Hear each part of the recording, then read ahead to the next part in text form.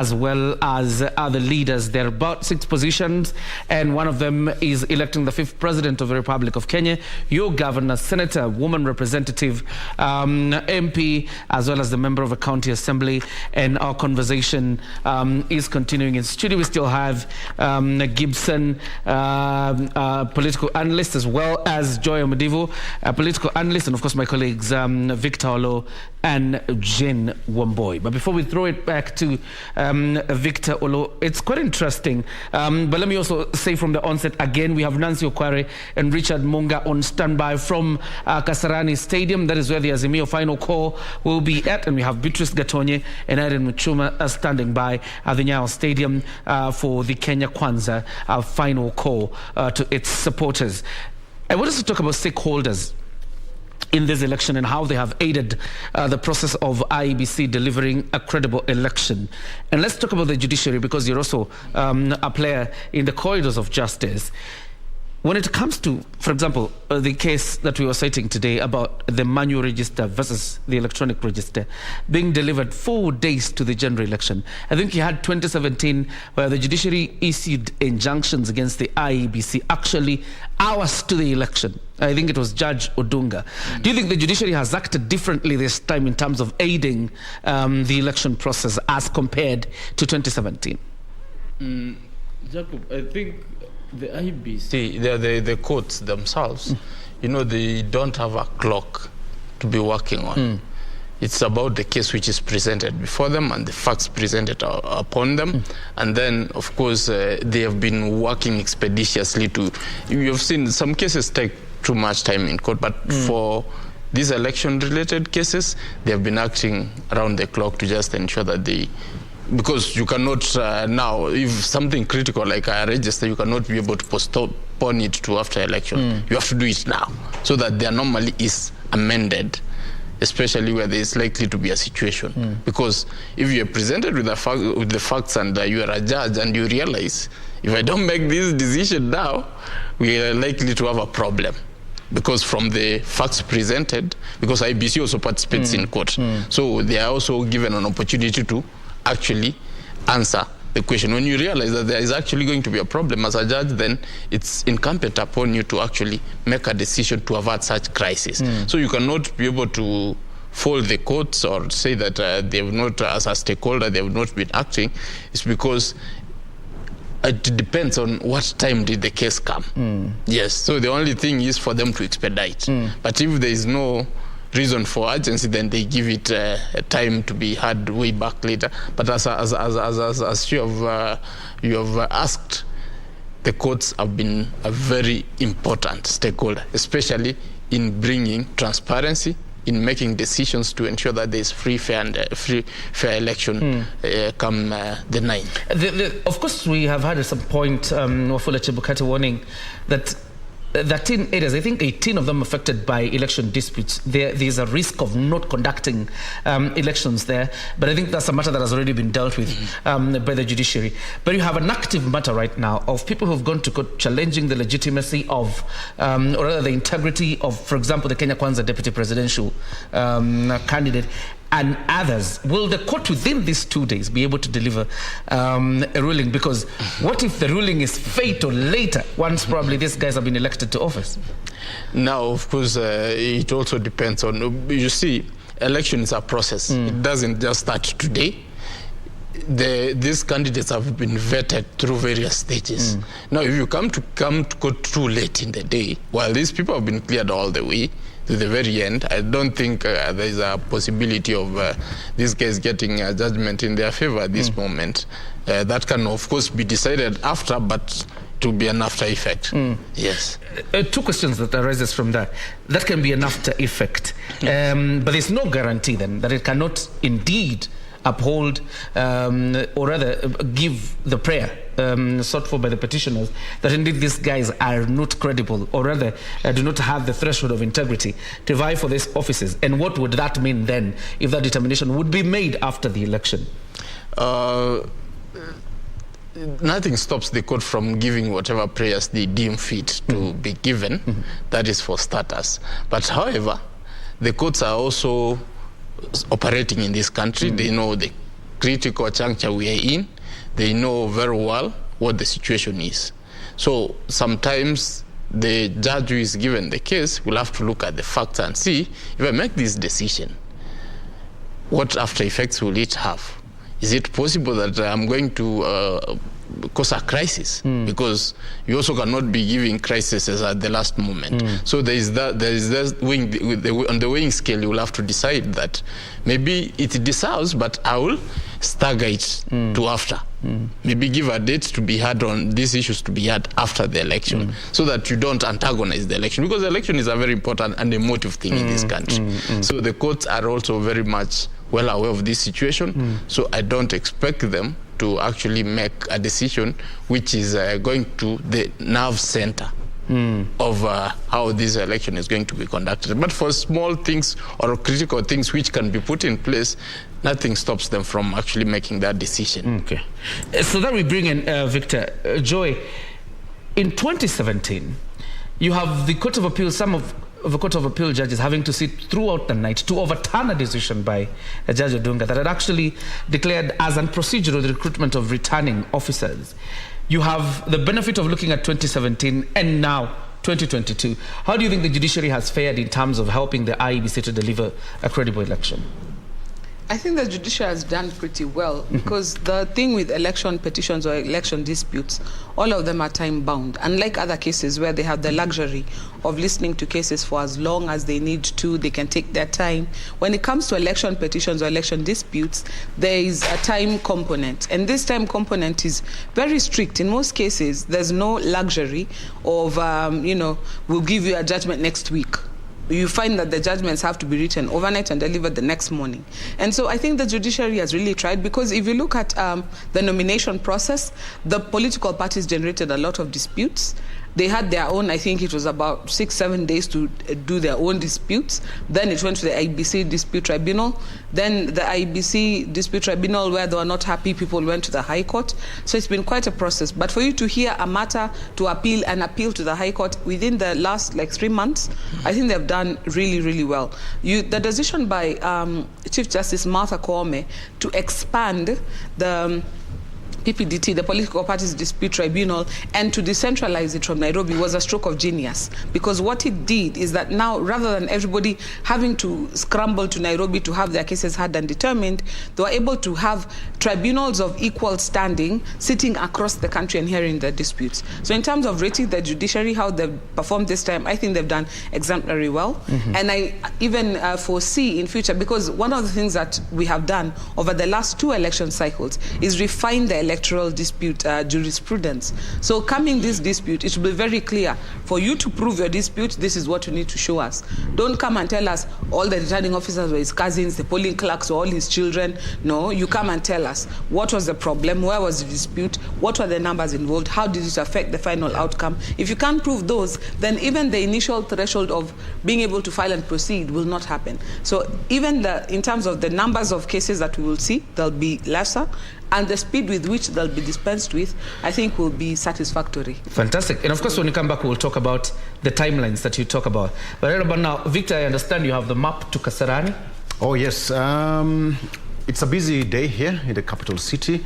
And we have got Munga. We have got our reporters already there in Kasarani and Nyayo National Stadium. But first of all, let's cross over to Kasarani and get the sight and sounds of what you should expect from there.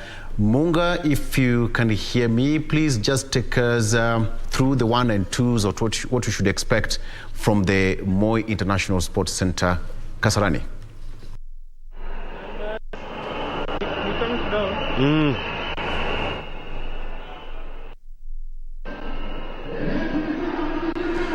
Well, thank you very much, John Jacob Curie, of course, and Victor Olo from the studio. Once again, my name is Richard Munga, live from the Kasarani Stadium. And as we all remember where it all started, from the Azimio La Umoja initiative to the Azimio La Umoja movement, which was launched right here at the Kasarani Stadium late last year. And all that has culminated into the Azimio La Umoja One Kenya Coalition Party. And all that has culminated into this, as you can see behind me. Despite the weather being a bit gloomy, of course, that has not stopped hundreds of supporters from flocking the Kasarani Stadium, and actually more outside waiting to gain access to the stadium. And of course, leaders also are flocking in, with the most notable at this point being George Wajakoya, Professor George Wajakoya. Of course, not so long ago, a few days ago, of course, he proclaimed that he will be supporting Raila Odinga for the presidency come August 9th, which is actually 2 days away. That is on Tuesday. And a couple of other leaders are expected, of course, besides Raila Odinga, the presidential candidate for Azimio La Umoja, One Kenya coalition party. You also have his running mate, Martha Karua, who is the Now Kenya party leader. You have Mombasa Governor Hassan Ali Joho. Also, you have the likes of Sifuna, who is, of course, Nairobi candidate. We'll be having a lot of leaders coming in today, so we will be keeping you up to date as we keep tabs on Raila Odinga and Martha Karua as they continue selling their agenda to Kenyans. We all remember, of course, about the 10-point manifesto from Raila Odinga. He will be talking more about that. He is expected to come in a couple of minutes. Really, they said 30 minutes, but we shall keep you updated in regards to that. To the other side of town, to Nyayo National.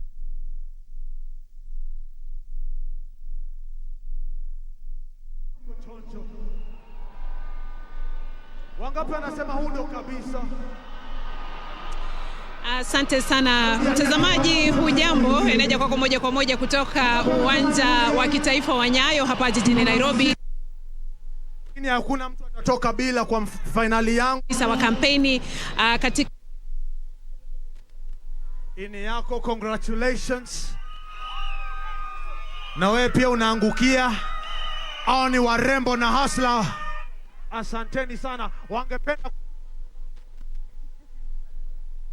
kwa sasa tumbuizo wanaendelea kutumbuizwa kwa nyimbo huku wengi wakijishughulisha tu na shughuli za shamra za kusikiliza kiongozi wao ambaye bila shaka wanaunga mkono azma zake za kuliongoza taifa hili na kumrithi Rais Uhuru Kenyatta baada ya hatima yake ya kuliongoza taifa hili ya miaka 10 kutamatika kulingana na katiba baada ya uchaguzi mkuu wa tarehe 9. Hivi leo mtazamaji, ndiyo siku ya mwisho kabisa kwa viongozi na wagombeaji viti mbalimbali kufanya kampeni zao. Na muungano wa Kenya Kwanza, mtazamaji, utaweza kufanya hivyo hapa katika uwanja huu wa Nyayo, ambapo kiongozi wa muungano huo, Naibu Rais William Ruto, atakuwa akiwarai wa Kenya na kuweza kuuza sera zake kwa mara ya mwisho kwa Wakenya hadharani. Na Wakenya watakuwa na siku ya kesho na kesho kutwa kutafakari, na kisha siku ya tarehe 9 kuamka asubuhi na mapema kuweza kuwachagua viongozi ambao wanawapenda. Mtazamaji, kama tunavyo, Naibu Rais ambaye ni kiongozi wa muungano wa Kenya Kwanza amekuwa akifanya msururu wa mikutano na kampeni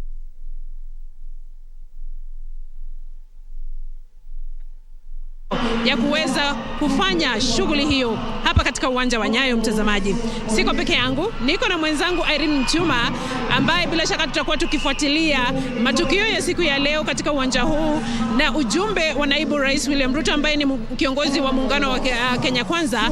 Kile ambacho atakuwa akisema tutakuwa tukifuatilia kwa kina. Irene Mchuma, Naibu Rais atawasili hapa hivi leo. Tutarajie nini katika hotuba yake ya mwisho hadharani akiwaomba wa Kenya kuunga mkono azma yake? What should we expect from his speech today?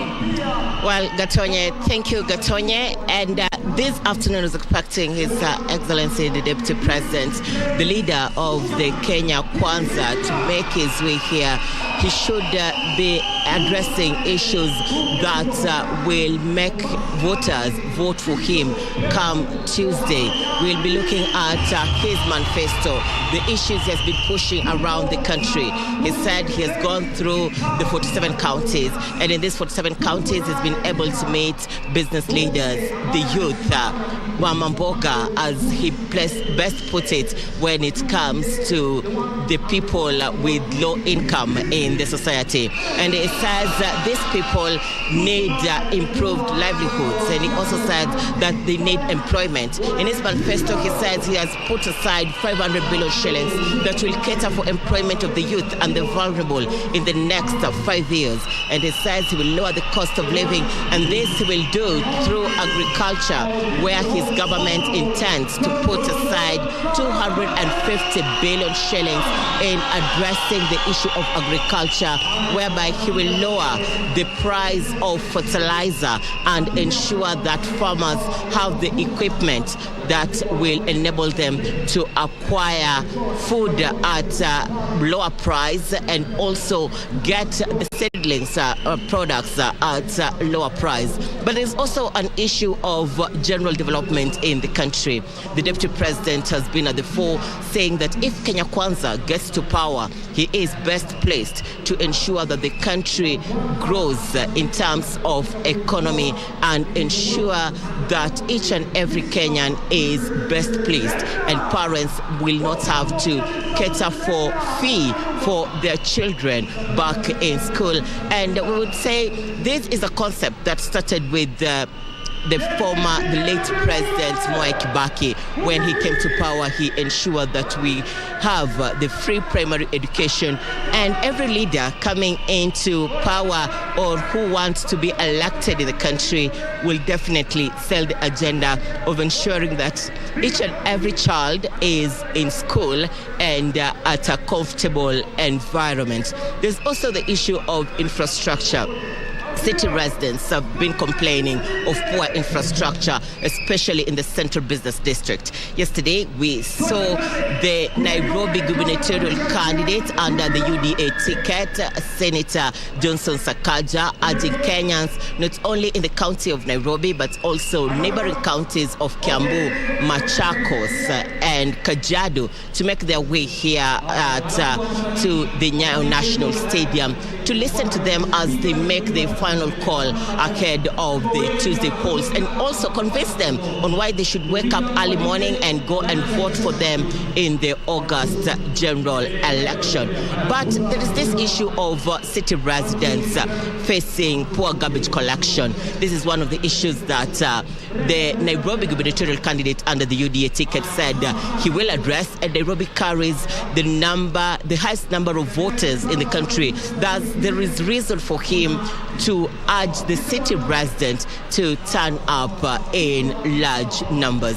And Gatonye, there is also the issue of how are we going to address the housing concern in the country. Remember, there are those areas that are overpopulated, and Kenyans, especially the traders in Eastlands areas, they're struggling to have shelter for their families. Sijui maoni yako ni yapi hasa wakati huu tunatarajia kiongozi wa Kenya Kwanza kuja hapa? Asante sana Irene. Naibu Rais amekuwa hadharani akisema kwamba ataboresha makaazi na hasa katika maeneo ya miji, kwa sababu katika maeneo ya miji kuna changamoto nyingi sana kwa sababu ya masuala ya nyumba ambazo si nzuri sana na hazifai na mazingira yake hayafai. Amekuwa akisema kwamba ataboresha makaazi hasa katika maeneo ya mijini na vile vile pia masuala ya mashamba, na hasa amekuwa akigusia swala la maskota kule eneo la Pwani, akisema kwamba atahakikisha kwamba maskota wanaweza kupata hati miliki za ardhi ili waweze kuboresha maisha yao na waweze kuendeleza maisha yao. Kando na hayo, Irene, hivi majuzi hii wiki tu Naibu Rais amekuwa hadharani akisema kwamba serikali inawashinikiza maafisa wa utawala kuunga mkono azma ya muungano wa Azimio One Kenya, na amekuwa hadharani akisema kwamba maafisa wa utawala wanatumika kuchukua zile identity cards na kuweza kuzificha ama kuziweka ili maeneo yake ambayo yana wafuasi wengi kusiwe na wapiga kura wengi. Hilo ni tatizo ambalo amekuwa akilitaja hadharani, lakini hiyo jana Waziri wa usalama wa kitaifa Dr. Fred Matiang'i alisema kwamba madai ya naibu rais sio ya kweli, na kwamba serikali inafanya kile iwezalo kuhakikisha kwamba inaunga mkono IEBC kuhakikisha kwamba itaweza kufanya uchaguzi wa amani. Mtazamaji, hivi leo tutakuwa kama jinsi ambavyo Irene amesema, tutafuatilia kwa kina kusikia ni yapi ambayo naibu rais ambaye ni kiongozi wa muungano wa Kenya Kwanza atakuwa akiyasema hapa katika uwanja huu wa kitaifa wa Nyayo, wakati ambapo atakuwa kwenye hadhara yake ya mwisho kabisa ama mkutano wake wa mwisho wa kampeni za uchaguzi wa tarehe 9 mwezi Agosti. Kwa sasa mtazamaji, naashiriwa kwamba wenzetu katika kaunti ya Kirinyaga wako ange kabisa kukuletea yanayojiri katika eneo hilo. Kwa sasa tuvuke hadi Kirinyaga kaunti.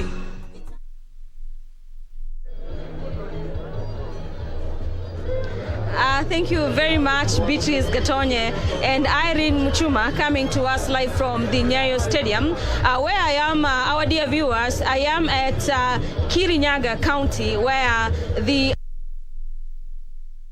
Mother Karua has just held her final campaign rally in the region ahead of the Kasarani congregation, where the party is set to meet its followers and delegates in that particular conference.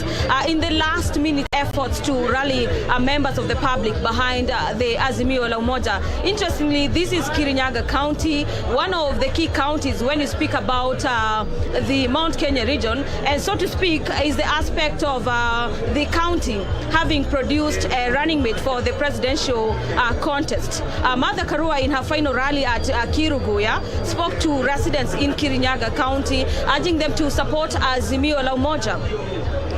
This will be replicated in the 4 constituencies, that is Ndia, Mwea, Kirinyaga Central, and also Gishugu, where we are set to witness the final attempts by the political class to get to rally members of the public to support the agenda and indeed vote them in the 2 days to come, that is on 2nd.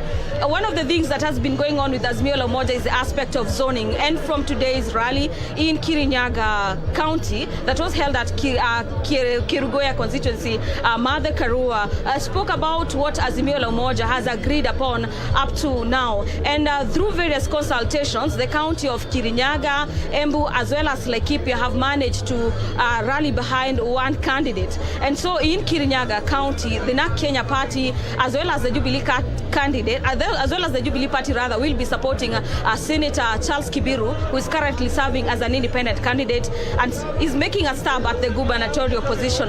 In Laikipia County, the designated governor for the Azimio la Umoja coalition will be Ndericho Mureithi, also the current serving governor. And interestingly, our viewers, is that Kirinyaga County is one of the counties where the very first governor is also seeking to get to recapture that particular county top seat, as well as the very first senator for the county. So we'll be moving across this vast particular county to get to see how the campaigns are being carried out on the final day and the reception from the members of the public. Back to you in studio.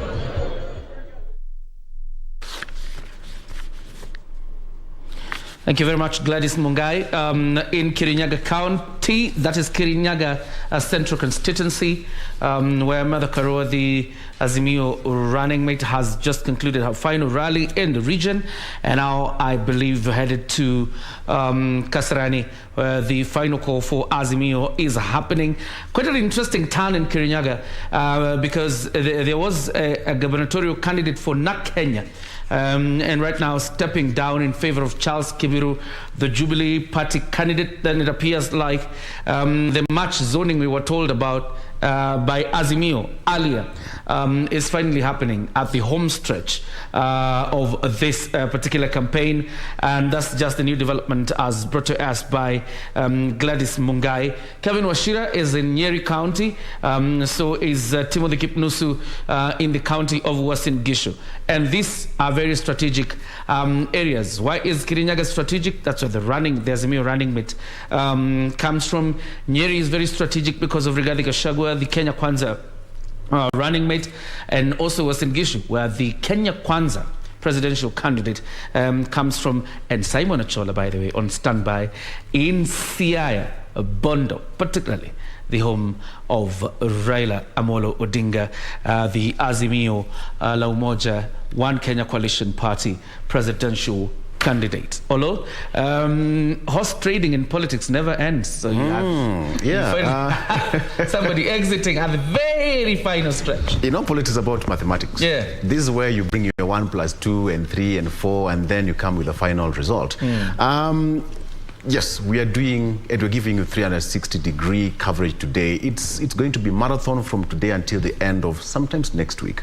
So expect the best from us. Horse trading, you call it, but let me ask you, Joy, because it's going to be an interesting day.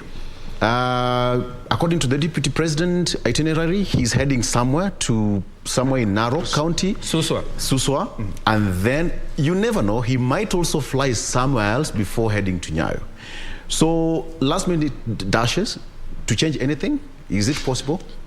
I think this is where you call it get out the vote. Right. This is not where you're trying to persuade people to vote for you. It's a done deal. That one is a done deal. That's why in the morning he did the rallying call to the rest of the country where they'll not be able to make it. This is where you're doing your show of might. You're reminding your guys come out and vote. You're reminding them, you know what, reassuring them that we're in this for the win. And that's why you see Nairobi was very hotly contested in terms of people wanting to have the final rally, because this is where you can do a proper show of might. Because unlike the rest of the country, Nairobi, you have got a high concentration of people. You can summon many people at once in a certain place. So if you want to show a rally that you've got massive support, Nairobi is a good place for show of might rallies. So what the deputy president is doing today is simply reminding his guys, you know what, here we are, final hula baloo. I can't see you now. That's why he's telling them, see you on the other side Tuesday. Because campaigns end tonight at midnight. So between now and when he gets to Nyayo Stadium, he'll have done maybe 2 or 3 rallies. By the time he leaves Nyayo Stadium and goes to Kirigiti, then from Kirigiti, I am sure he's going to do his drive-by tours. It's an addiction. So you don't want to stop. I mean, you go about it from here, you feel like it's 2 more hours, I can do something. I can do, take a chopper, go. And we have seen also that the deputy Rigathi Gachagua has got something from 7 to 9 p.m. on radio. So you can imagine they'll go back to Karen. This guy does his thing on radio. Like you said, these fellows by decided to do just one other quick dash around Nairobi. So today being the final day, you're seeing Martha Karua, you've seen Raila Odinga is getting ready to go to Nyayo Stadium. It's the final push. Just telling people, you know what, mimi ni wenu, remember me, come out and vote, because they'll not have a chance to do a personal appeal. So, energy. It reminds, okay, let me just remind you. You remember when you're about to sit your KCP or KCSE? Then in the next 1 hour, we have got English paper 1 or something. That question was this one and that. Mwakenya ndio hiyo, I don't know where you kept it. That's what's happening to the politicians. That's quite an admission for you. Okiora was smart like that, you know. but just to make it right, you know, for the politicians, there is no time left. Even 5 years ago, 2022 seemed so near that they wanted to make everything so tight and quick and to fix all the loose ends. And boom, here it is. Absolutely. And actually, the deputy president from the press conference he went to Mai Mahiu, and I think he's about to conclude that rally in Mai Mahiu and go to Suswa, come to Nyayo Stadium, and finally finish off at Kirigiti in Kiambu County. So as you can see, he doesn't just want to box himself into this final meeting in Nairobi. He wants to do more and probably get out the vote. And you can see supporters of either coalition are coming out in their numbers. You have seen Kasarani, you've seen what is happening at the Nyayo National Stadium, and you know, even supporters also coming out to express solidarity with the party leaders and the coalition leaders. And I'm sure from around 2 p.m. you'll see now political leaders starting to stream in into the stadiums. But as you can tell, it will be a day of vuvuzelas, noise, and then you have to be very patient waiting for your presidential candidate to show up, because sometimes they can even show up at 4 p.m. and you will do nothing. That's just the nature of politics. Let's come back to the preparation of this election and talk about timelines, because before we left off, we were dealing with the judiciary. The timelines provided for, particularly for a presidential petition, and that matter came up in 2017, and I think it even came from no less a person than the Chief Justice, talking about probably we need to rethink the constitutional timelines, because when you say that a dispute should be, or petition should be filed within 7 days after the declaration of results, does the petitioner have enough time to collect enough evidence within the 7 days and file a watertight case before the Supreme Court? There's never enough time to prepare for a case. There's never enough time. Because even if you're in court, there's still leeway to continue filing documents, but then up to some point, till the pleadings close. That is why I'm saying there's never enough time. Even still at that time, you find that up to the time of even reading the judgment, somebody is saying something has come up. Can we have a... So such things happen. Now, when you are talking of an election, the magnitude of a presidential election in this country, then it even becomes more dire that you have to work around the clock. I think if somebody is thinking of setting up a successful, because you can decide just to put whatever it is that you put, but if you want to put a successful petition in this country, you got to start preparing. That's why you see people complaining, parties complaining about the register, because they know this is what is going to lay ground. You need to start collecting evidence real time, having it in order. I participated in the last 2017 election. It was very interesting. The culmination of the NASA winning that particular case was a lot of toiling and moiling in the back door. I was one of the people who were busy collating and putting things together. And we did that. When we presented them, we had a national office where we were now putting like a warehouse. The materials you saw at the Supreme Court were not the only documents. There were a ton of documents which we had left at the warehouse, which was we just took those ones which were very important because of the timelines. And that's where we filed at the last minute. The very last minute, you remember Raila Odinga presenting at night, minutes to the close of the time. So that is how serious it is. And the people collecting were over 40 lawyers. The people across the country, NASA had such a program that it rolled out advocates across the country in every constituency to collect.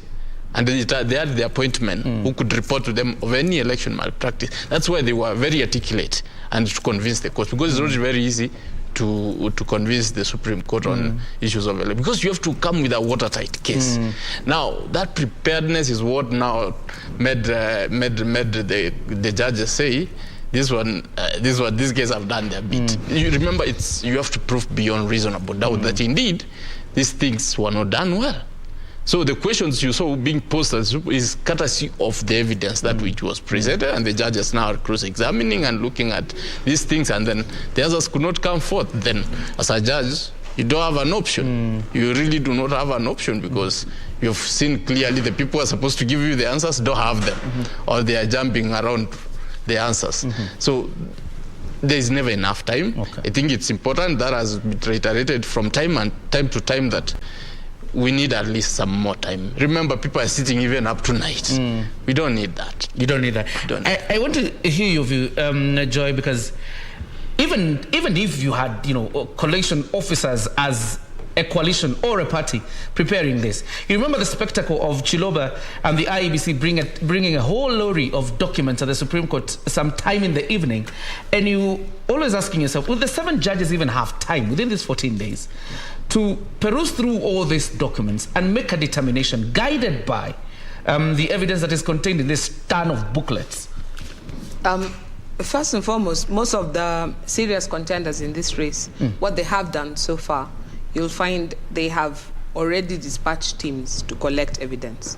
So I know several political parties, many of their agents, the chief county agents, are advocates, such that there are people who can interrogate and internalize the sort of evidence you need to collect in case you need to go to the Supreme Court.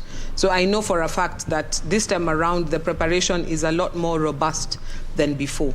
Then when it comes to the weight of the evidence, is something, there's 2 things at play. One, there's information that might become necessary in the determination of a matter. So you don't want the judges to ask themselves, so was this available? And then somebody says, no, actually it wasn't in our pleadings, we didn't think about it, we can avail it at a later date.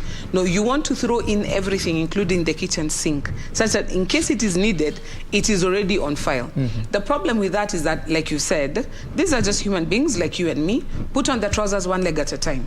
They can't read a whole lorry full of documents. And so the other function that it works is for the intimidation purposes. I mean, this is one of those things where you're also trying to throw your weight around to show your opponent, even me, I know a thing or two.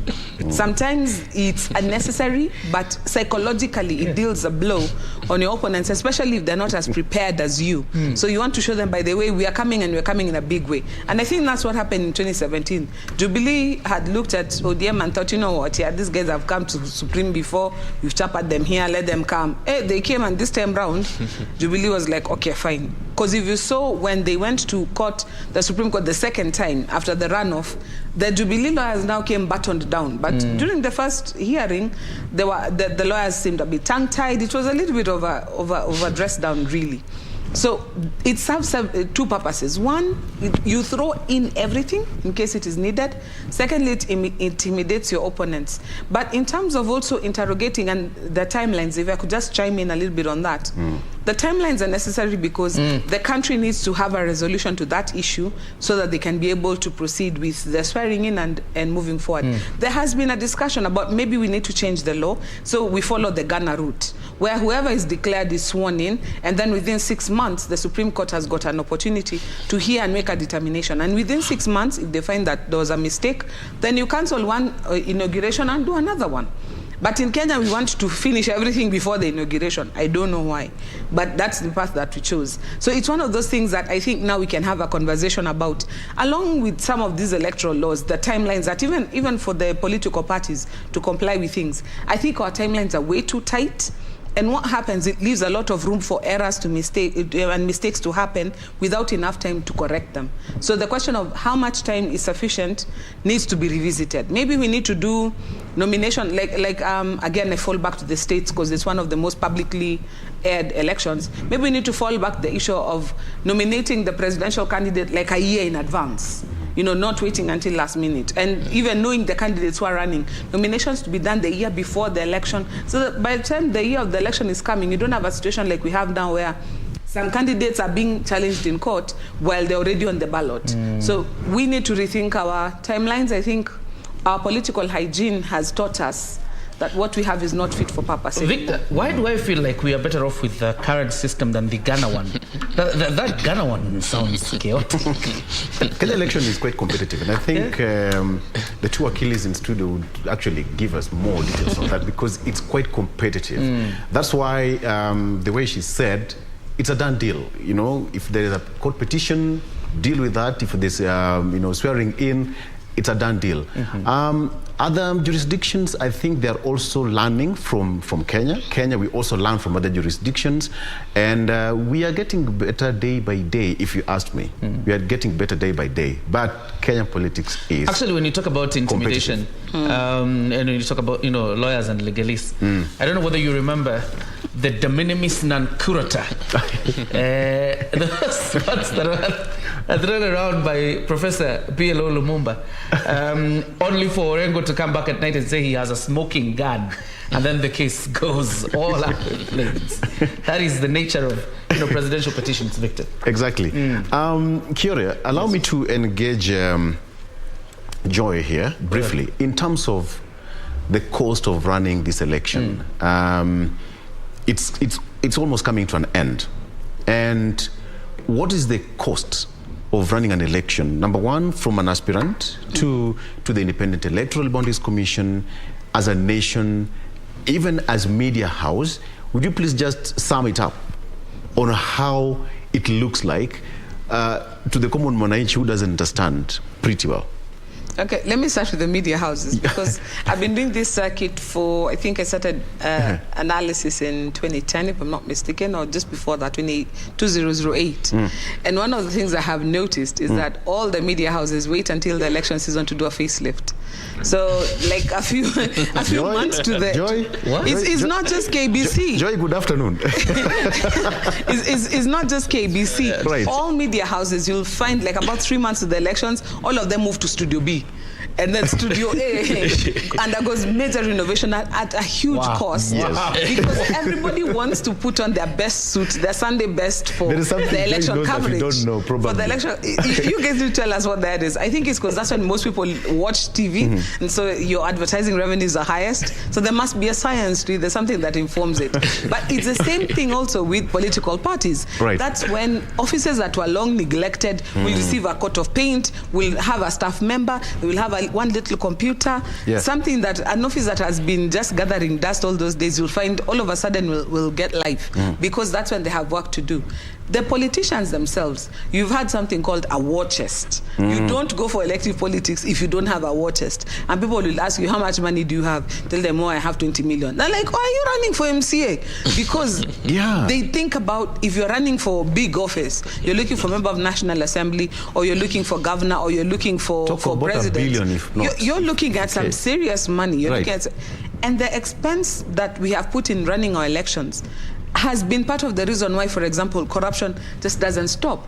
Because people put in an investment, and you put in an investment wanting a return on investment. Yes. So once you're in power, you want tenders, you want to do business with government, and milk dry what you have spent, you want to get back and to create the war chest for the next time you go back to run again. So that we need to address, and that's why the Campaign Financing Act was a very important piece of legislation. It needs to be operationalized. It needs to come back. We need to put some sense in how much money we are spending. And that's why there's a proposal to have a cap on election spending. Yes, and it's not important just to have a cap so that you can curb as a means of curbing corruption. It also becomes an access point for those who are not as rich to be able to participate actively in politics. So for like now, we have only 4 presidential candidates. This year, having been in this space for a while, I'll tell you that this campaign is one of the quote-unquote driest I've ever seen.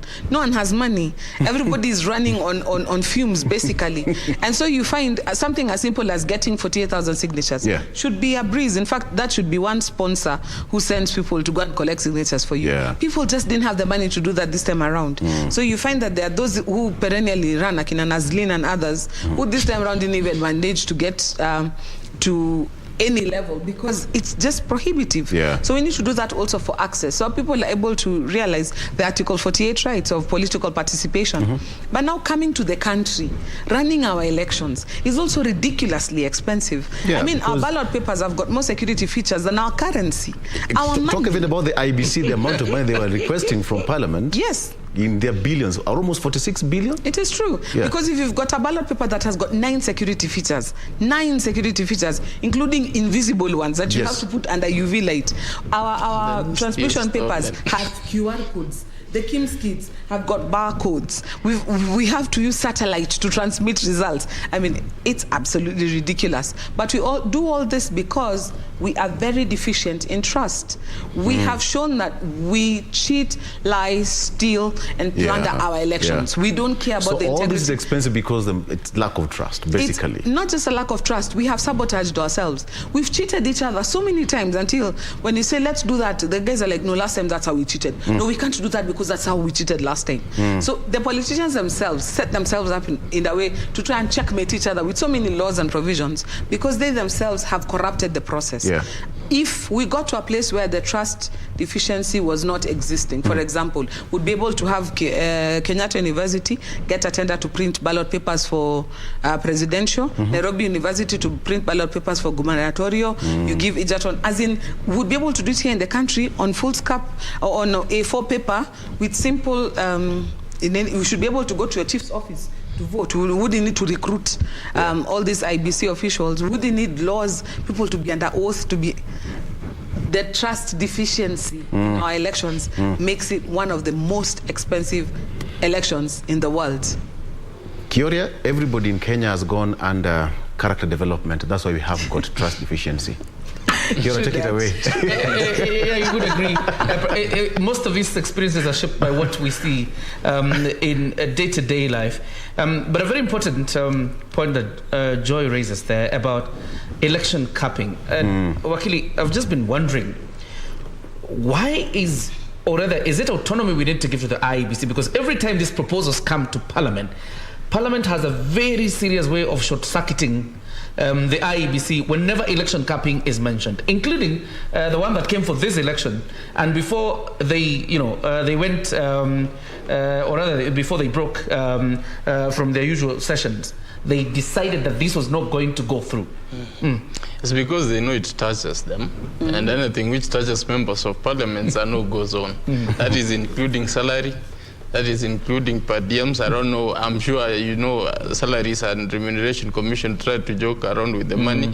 When they come back, once they have been sworn, I'm sure that is the first thing, first order of business. Can we get back our money? So those are the kind of politicians, because they will be coming from an election reeling their pockets dry. But again, it depends with the environment where you come from the community, because Mheshimiwa spent the entire savings, and I need to get my money back. He needs to get his money back. There's no free lunch. There's no free, there's no free lunch. So they have to get it. So going back to the issue of what you've asked, there's no way that is going to pass. If we're going to rely on Parliament, that's not going to happen. I don't see that happening. Maybe we use other means, because when you tell me you want to audit the money I'm spending, then it means you are setting me up for fail, because I won't see my opponent pouring money to defeat me and then I'm sitting back. I will need to do something. So that even actually Mwananchi, the people who propel the politicians to use such money. I was in the village some time back, and I was trying to support a certain politician. Early in the morning, guys come to your home and they ask you, you know, your friend here has lost already. You are like, what has he done? Then the guy is telling me, you know, yesterday he gave people 200 shillings. Do you imagine? I think he's out of the race. It's not serious. So these guys are taking your breakfast and warning you that we have already taken the other side, don't give us 200. We have already taken your breakfast, but you need to give us more. So that is the nature of Kenyans, because Kenyans also are sure that this is the only time they can cash in. This is the only time Mheshimiwa can talk to you. After that, you'll be seeing him salute from the vehicle. All right. So they have to cash in. Joy, let's talk about election capping, because it appears sometimes like the IEBC brings it late in the day for Parliament to have the time to do monkey business with election capping. Is it possible then for the IEBC probably to bring election capping 3 years to the election? So much so that even when a Parliament tries to play monkey business with it, they have 3 years to settle down, and by the time we're going to an election, we already have a serious law on election capping. Campaign financing is a problem around the world. And one of the major reasons why politicians don't like for election campaign financing to be capped is because when you have scrutiny on how much money you're spending, then other things arise. So for example, in the proposed laws, if you raise 10 million shillings and you only spend 7, that 3 million that you raised extra, you're supposed to give it back, or to donate it to charity. Who's going to do that? You have to declare. Yes, you have to declare it. If you're in a situation where, for example, your campaign financing has been said you cannot raise money beyond a certain time, and then you are unwise in how you spent your money, and it now come crunch time, you're supposed to pay agents, and your coffers are dry. You're going to go into an election without any agents. You need to raise money. If there was a deadline for raising money and you go ahead and raise it, then you fall foul of the law. So what I see is an unwillingness to discipline themselves. Now, there's a certain caliber of politicians that has to sort of, for lack of a better word, either fade away or die out, whichever comes first. Because they look at how they're used to doing things and they cannot imagine doing it otherwise. So in my opinion, it's a matter of IEBC, it's a matter for the subsequent parliaments to just keep sticking at it. One day we did not know that we'd be able to get rid of Section 2A of the previous constitution to be able to allow for multipartism. Just keeping at it. One day President Moi just capitulated and said, you know what? Give people what they want. Even this, the Leadership and Integrity Act is another one, where it's an act that's not even fit for purpose. It's supposed to give life to Chapter 6 of the Constitution, but what it ends up doing is helping people to evade justice. So I think some of those laws are aspirational. We want them to get us to a certain place. This caliber of politicians will not deliver it for us.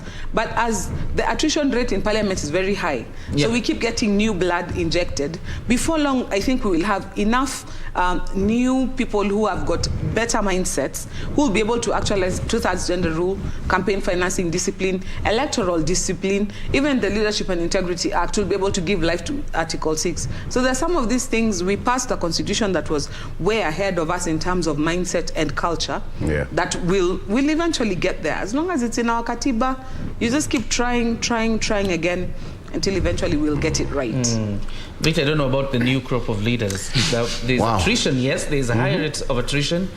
The newcomers, sometimes they sound hungrier than the rest, than the part that left. They become very quickly socialized. Yeah, yeah. I think it's just because of the environment. Going by what Matiang'i said the other day, that 40% of parliament might be wash guys.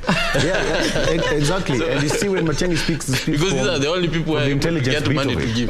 Yeah, because you know there has to be a certain detachment from your money for you to spend it the way some of these politicians spend it. I mean, you know, you leave the house knowing in the evening you're coming back 3 million shillings poorer. I don't know. The normal mwananchi that I am, I think of that, I just feel fever, and I've not even spent the money. So you can imagine for somebody who actually spends that over 2 months, how much money is that? And they feel nothing. Obviously, the sources now, you must ask yourself, where did this money come from? And is your wife aware that you're spending all that money? All right. Your wife must be very far and I think that's the big question. I think let's deal with one of the issues that have come out in this election, and I think it has been raised by the Deputy President, and he has raised it also today in that presser. The Interior Cabinet Secretary tried to respond to it yesterday, but I don't know how, because the security sector is a critical player in the election. But at what point then do we detach them from actual interference of the election, if there is any? I heard what Matiang'i was saying and what the DP has been saying. I don't understand where the problem is, because like chiefs, I don't understand how they're going to be used to steal elections, because they're not part of the IBC officials. I think it's that kind of last-minute fever where you just have to cast aspersions to raise the temperatures that, you know, all is not well, that these people are planning to rig or such. But where I've never seen a DC or a D or a commissioner in a polling station, unless they are voting and they go away, and providing security is the police, the work of the police. But meeting chiefs, of course, as Matiang'i was saying, I think I have to give it to him, that he has to ensure that there's security, and who else can he work with other than the chiefs to tell them what is the underlying issues? Because you have to go to the ground. There will be no excuse if there are chaos and then the government is caught unawares. And the best way to keep your ears to the ground is through the chiefs. So it's part of what they're paid for. So having a meeting with them, I don't see how that is a problem, where it turns out that they want to rig now. So I don't think that is a problem. It's just a political statement which is just trying to cast aspersion, so that you try to influence what people are thinking, that this thing is about to be stolen. I'm sure you have witnessed the old system of President Daniel Moi and what he used to do with the provincial administration when it comes to elections. Could probably this be, you know, just throwing it back to, this used to happen, it could happen again? Yes, back in the day, I agree, if we were in the Moi era, then that could have been a serious question, because sometimes the DCs were the ones conducting elections. Yes, because the chiefs were the people, the chief returning also from the old areas. And they are supposed to, you know, the chiefs used to have so much power, and the police, they were the only people who had police. Even there could not be a police station within the locality, but the chief has. So they were very critical. But since Kenya has moved from that era, we have independent police stations to do independent things. We have the OCS, and the hierarchy has been separated. The chief is administration roles are different from what the OCS does, though they meet in the security meeting to share intel. But now we're bringing in IBC, which is very independent, and that's why we had to insist that it has to be independent. And to have enough cash to recruit its own officials, to train them, and they take them through rigorous training. I think I've seen to other countries around. There is no country where election preparedness takes so much money like Kenya. So somebody to come and allege, I think it's neither here nor there. It's just a political statement. All right, and Joy, I will give you a moment to ventilate on that matter. But before we do that, let's head over to Uasin Gishu County, where Timothy Kipnusu is on standby with the latest from Eldoret Town. Kipnusu?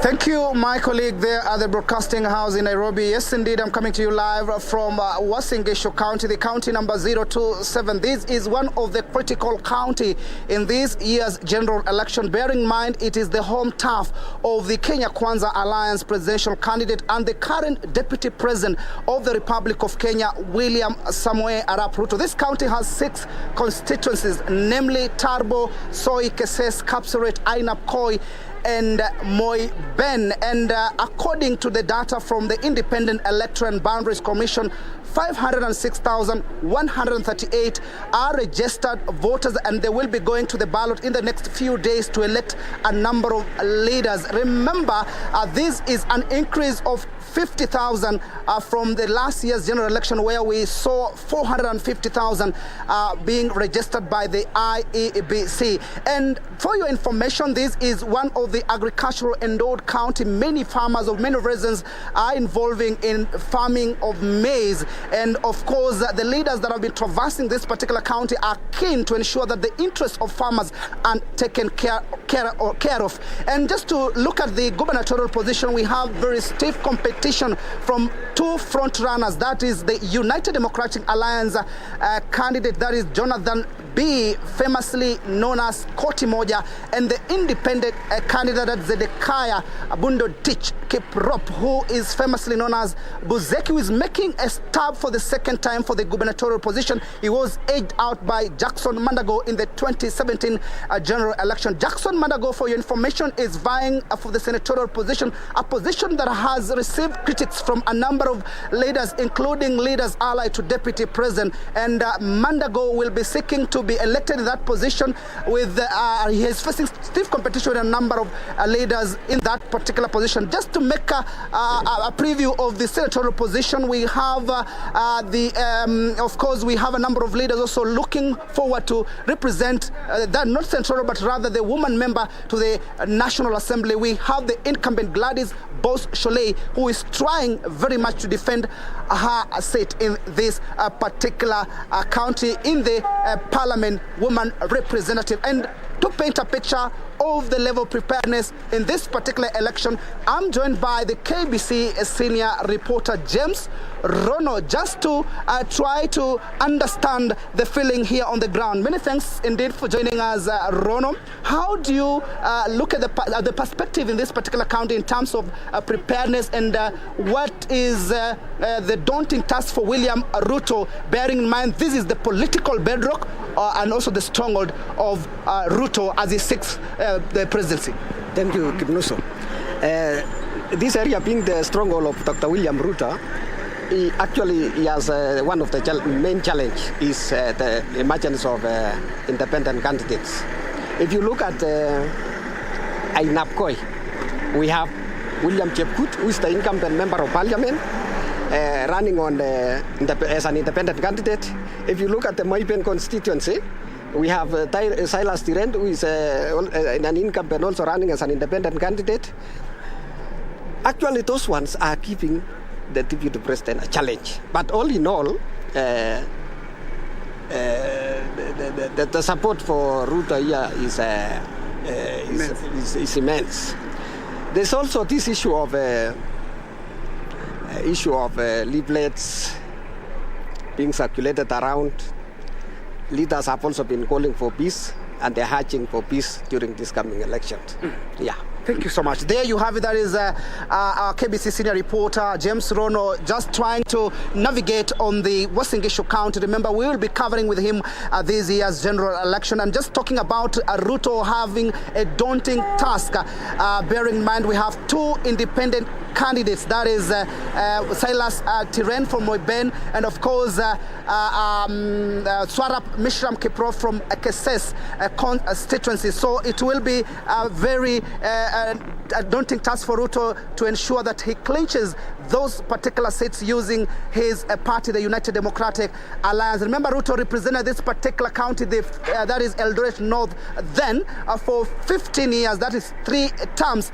The constituency right now is Turbo and Soy, and it will be interesting to see how number of leaders who have shown interest to vie for different positions in the 6th constituency will be elected or not using the United Democratic Alliance ticket. We'll be here. From here, we'll be heading to Sugoi, the home turf of William Ruto, to have a feeling in the ground. How are residents talking about this election? Are they confident that IEBC, the Independent Electoral and Boundaries Commission, will deliver a credible, fair, transparent election? That is a question that we'll be asking them when we have an interview with them later on. From me, Timothy Kipnusu, I hand you back to Broadcasting House in Nairobi.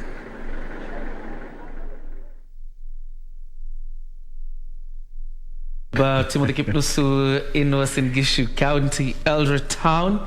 One interesting thing about Uasin Gishu County and the constituencies thereof is that each and every constituency in Uasin Gishu touches Eldoret Town. So you are in Eldoret Town, you're nearly in every constituency, depending on which end you are. You are still in Eldoret Town. Probably before we ventilate on some of the issues raised there about the independent candidates and what they mean in Uasin Gishu, Joy Mdevo, those allegations raised by the Deputy President in regard to the administration side appearing to want to interfere with this election, could they be credible? Credible, I don't know, because I can't be cross-examined on it. But there have been rumors flying here and there about, for example, issues of ID buying, where you are required to submit your ID for whatever excuse that it is. And that means on election day, if you don't have your ID back, then you're automatically disqualified from voting. So it's a form of voter suppression, so to speak. Then there were other allegations where relief food was being used also for voter suppression. So for you to get relief food, you need to come with your ID. Then once you hand in your ID doesn't come back. So whether they're credible or not, the Ministry of Interior has come back fighting, saying that they are not. But from what we have seen before, there's a time the Deputy President raised concerns about voters being moved in the register, and Chebukati said, no, there's no such thing, only to come back after 2 days and say, actually, yeah, there's such a thing, and we have actually dismissed some of our employees. So for the level of where he is, the Deputy President, where he is, if he comes out with some of this information, I would be hesitant to wish it away. I would rather give it a second look. And it's good that you saw Matiang'i coming out with all his colleagues from the ministry, because that tells me somebody somewhere now sat up and paid attention and said, if this is happening, I want to know. Put the information on my desk right now. And it's also good to, in case of somebody, like he was saying, some chiefs have been crying, feeling coerced. Now they're under no pressure, because if even the top echelons of the ministry have said, look, we are not involved in this. Now even you, if it was your county commissioner putting pressure to bear, you can tell them, hey, even Matiang'i said that there's no such thing. So I think in a political season, it's a season of half-truths, and sometimes it is true, sometimes... Before Victor comes in, because I know he wants to ventilate a bit on it, because you mentioned the Deputy President talking about voters being moved. IBC denies, then later comes back and confirms that indeed there were voters that have been moved. But then I'm sitting here wondering, the Deputy President said it is my supporters. The biggest question is, how did the Deputy President figure out it was his supporters? People have been able to go online or to send text to 70,000, and then if you are a voter in Eldoret and find that your details come back, your ID and name is correct, but your constituency now is someplace in Wajir County. Obviously, you're not from Wajir, so that is obviously a mistake. When it happens with 1 or 2 people, the nature of Kenyans, it's on WhatsApp groups, check your status. Before long, you realize there's a certain pattern emerging. And in this season, I know for a fact, most of the political parties, and I know for UDA for a fact, they have that feedback mechanism through county coordinators and others, where if there's such incidents, flag them so that you can raise them with the IBC at the soonest opportunity. Okay. So the fact that he was fast through the post shows that the system that he has in place clearly is working, that if something happens, get to your county coordinator, get the information to Nairobi so we can deal with it. And I'm glad that even yesterday, was it yesterday when Chebukati was doing his interview, he also indicated that they had found out that there was some more discrepancies from their own ranks, and they had taken action against those officers. So, like, I agree with Gesore that this time around Chebukati seems to be a lot more confident in his role as chairman. He has really stepped up, and it helps to build the confidence in the IEBC. So, and if you see it being done in one area, it's not to say that Azimio zones are not affected. Maybe they still hadn't flagged it, and it's good that such people are arrested, because some people could mess up an entire election by doing. I mean, it just takes one fly to spoil the entire pot of soup. So, yeah. Victor. Wow. All right. So, okay. The excitement is all over, and people are looking towards the election, just to come and let it go. But, Wakili, let me ask you on that end. Give me, in your own picture there, a day after election. What do you expect? What can you see? I think what I expect after election is there will be peace. There will be peace. People will be confident that whatever vote whatever they voted, their vote is safe and is going to count. There will be, of course, election results streaming in, and we hope that there will be no anomalies which will start spiking the temperatures of Kenyans to cause chaos. But of course, as usual, as already some other people are saying, that just know that be ready that your candidate is going to lose. The best way is to be sure that your candidate is going to lose. So if he wins, you'll be happy. But if he doesn't, just be sure that your one is going to lose. So that I think that's the best mindset you can ever go into an election with. But let the candidates now, of course, after reap whatever it is that they had sown all through. So they shouldn't be shocked, or if they cry, it's now their problem. Yes.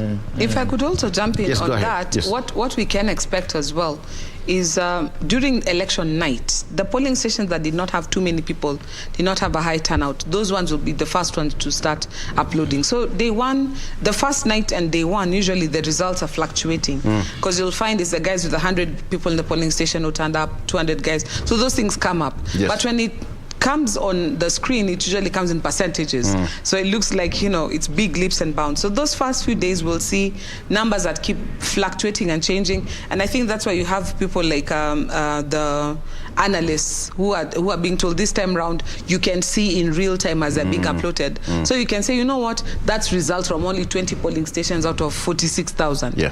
So that is important, because in previous elections, people did not really understand the issue of how the results are coming in. So because they really come in trickles and bursts. But as we progress day one towards the afternoon, the country will have started taking shape, because you're counting 700 votes.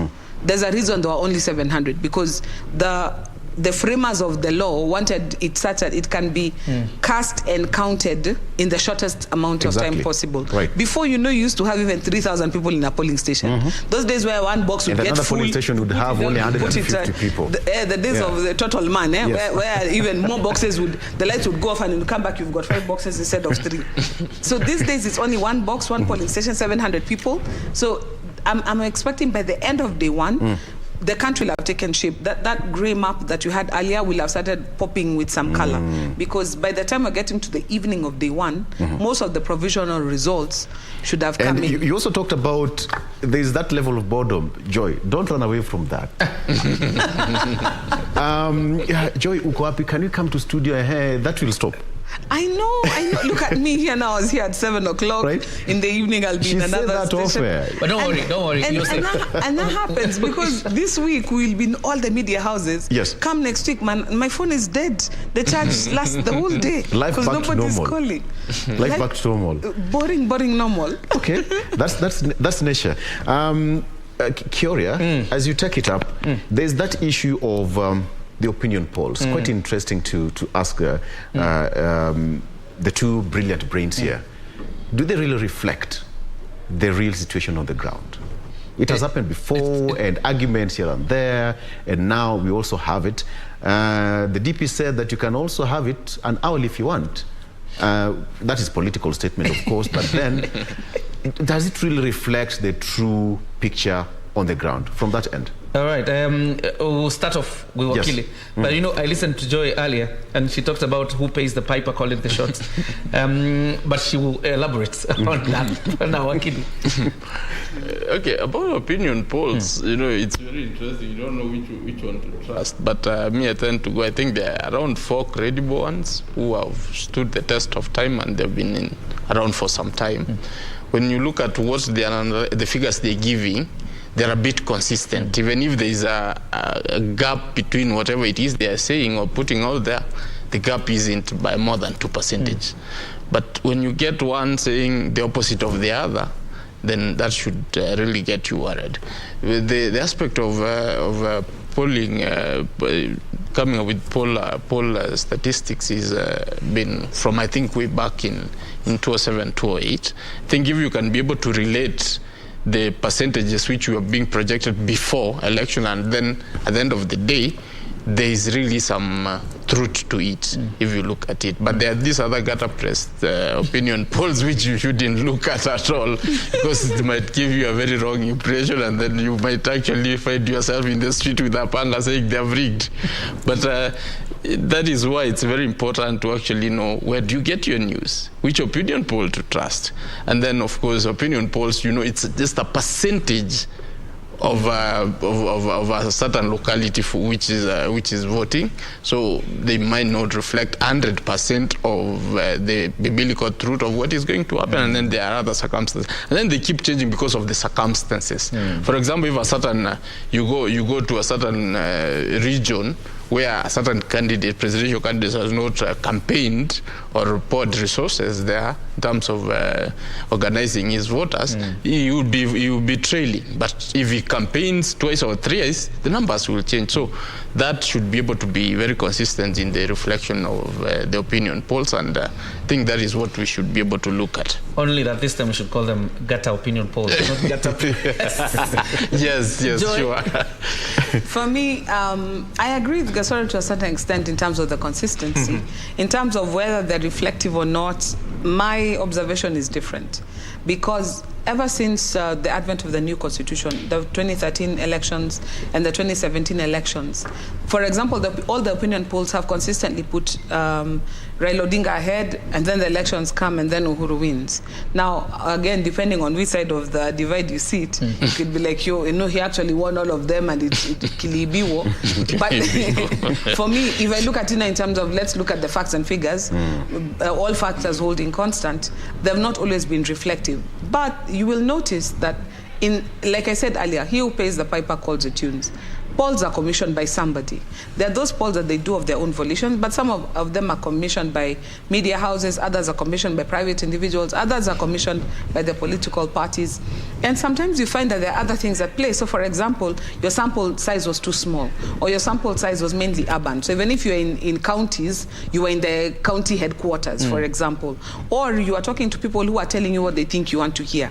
So it may not be what they intend to do, but because they're thinking, you know what, this is an ODM zone, I cannot say otherwise, so you go ahead and give, or you say this is a UDA, it's in Eldoret, so you say William, but in your heart you know you're going to vote for Raila. So that those factors that come into play, that at the end of the day, you find it's not a very accurate barometer. And again, it's not just a Kenyan problem. This is a phenomenon across the globe. And that's why you find many opinion polls are qualified. So they'll tell you this is plus or minus 2%. This is plus or minus this percent. Yeah. Oftentimes you'll find, even with the final results, they'll be within a 5 percentage point of whatever predictions were. So what they do help in, though, is the political parties in planning. Because when you see the polls, especially when you find the ones that are broken down into various counties, you can tell, oh, in this county, whatever I've done has tried to assist, so let me put in some more effort in that area. Yeah. Or you realize I've put in a lot of resources in this area and it doesn't seem to be paying off. So with limited campaign financing, you decide to put in your effort elsewhere. So it's a very useful tool for political parties to know what to do. This year, again, we were treated to a new phenomenon where there are some political parties whose entire nominations were based on their own, the polls that they commissioned. And they said, you know what, we have seen that Victor is a more popular candidate than Joy. So what we're going to do, rather than wasting money going to ask Kenyans who they think, we have already asked them up and you may attend, let's just give Victor the ticket. And so it saved a lot of money, because if you're conducting nominations, one polling station is 500,000 shillings. And like I said, this is one of those dry campaigns. There wasn't too much money to go around. So I find it was also a means for the parties to sort of manage their costs in the run-up to the election. So polls are useful. Accurate, not always 100%, but they're useful to give you an indication on which direction you should look, so that in future maybe, Are they useful to the extent of being splashed on billboards? You know, the splashing on billboards. You remember what I told you earlier about coming with a truckload of articles? It's the same thing. It's the same thing. You want to show your opponents, you know what? The show of might. As guys, people have said, we are ahead of you. But I'll tell you something for a fact. There are those ones that are splashed on billboards, especially for the voters to be persuaded either way or not. But I'll tell you, most political parties have commissioned their own honest opinion polls that tells them exactly what their true strengths are. So forget about what you see in the newspapers. To be very honest, what you see in the newspaper is a lot of window dressing, is a lot of, you know, it's the lipstick and the makeup. But if you skin it down, if you find somebody who's in a political party setup and ask them, so what are the real numbers? You may be surprised at what they tell you. And then I think also, just to add, we need some sort of regulations around opinion polls, because now this is very important. It's becoming part of our lifestyle, especially around the election time. We need to be able to have a very clear analysis. Who is it that we can trust? You can't have people waking up from their bed, taking a laptop, printing some funny things and then spreading them all over to just cause confusion. We need to have some credibility, be the law on how these opinion polls should be able to come into place. What are the basic parameters to just weed out these funny things which cause a lot of confusion? And actually, it has reminded me of one opinion pollster. I think much of what it does, it concentrates so much on the gubernatorial, senatorial, MP positions, where you find this week one candidate is at 60%. 2-3 weeks later, the candidate is at 12%. I don't know what would it with no explanation to it. How they explain such drops, unless somebody became a villain overnight. In 2 weeks or overnight. Some of these things are unexplainable. Victor. Right. Somebody said that opinion poll can give you high blood pressure. So stick to your lane and do what you bid. All right, so I'm told that we are coming to the end of this session. We started from 6 a.m. It's almost 1. Oh my God. And you know what? The more time flies, the quicker we come to the election day. So let's just give a cap on what you should be expecting today. Kenya Kwanza are having their last call at the Nyayo National Stadium, which is actually on. They're just waiting for the big, quote-unquote, big boys to arrive, and the Azimio side will be having their last campaign rally at the Nyayo National Stadium. Whichever side of the divide that you support, it's all up to you to make a decision, but remember, it's going to be peaceful. Let me start with you, probably Joy, to give your last comment before I take it to Curious, that tumaliza imanen. Okay, there's something that I started talking about earlier that I didn't get finished. I thought I didn't finish, about the spoiled votes. And Kenyans need to understand that in 2013, there were, 130,000 spoiled votes. When we came to 2017, this number went up to almost 500,000. Spoiled votes actually say something. It's people who care enough about the country to come and vote. But what they say is that I do not see a candidate whom I can back in this section. And so they choose to spoil their vote. And I'm talking now in particular about the presidential vote. And this goes back now to our political players. We need to learn the growing number of of spoiled votes, the less number of people who are registering to vote is telling us that Kenyans are looking for something different with our politics. So I would urge the political parties, I would urge the politicians to read the writing on the wall. We don't want to come to a situation where Kenyans don't care enough in the process to leave you to do your things be. We need to sanitize our process. The Kenyans who engage now can engage more meaningfully. So don't discount spoiled votes. Those people who come out are saying something, and what they're saying is very important to understand. So that would be my parting shot. Absolutely. Thank you so much. Curia? Yeah, let's give it to Wakili for the parting shot. I think mine will be, in addition to what you have said, is really to look at the Kenyan in the face and tell them that this is a very critical juncture. We are just hours to the election, make a wise decision in that we have enjoyed a lot of uncomfortable situations in the last 2 or 3 years, whereby we just have to go to the streets to demonstrate that we need to eat. And that's not a very pleasant situation to find yourself in. Vote for that candidate whom you believe is not going to take you back to the streets and tell you, you know, there's nothing I can do. There's a war in Ukraine, there's something happening somewhere, somebody is busy disturbing me. We don't want those excuses. We want somebody who can actually be able to carry the cross and say, people, let's face it, this is where we are, this is what we can do, this is what we can do. At least somebody who can be able to ensure that you are safe and you can be able to do your things comfortably so that we don't regret. I think this point is where you say the views expressed here are Gibson enjoyable people is to facilitate the conversation. Absolutely. All right, Victor, I think I'm not leaving this seat because I will be bringing you the 1 p.m. bulletin, that is lunchtime news, so don't go too far, probably from your end as well as James. All right. All right, so thank you so much for being a part of this show. We started today at 6 a.m. We'll be doing this, as I said, 360 degrees coverage until the end of the election and probably spilling over to part of next week. Thank you so much for staying with us. And of course, Jen, she's disappeared somewhere in the studio. All right, she was also part of us. Thank you so much for watching. Let's do this again tomorrow. Bye-bye.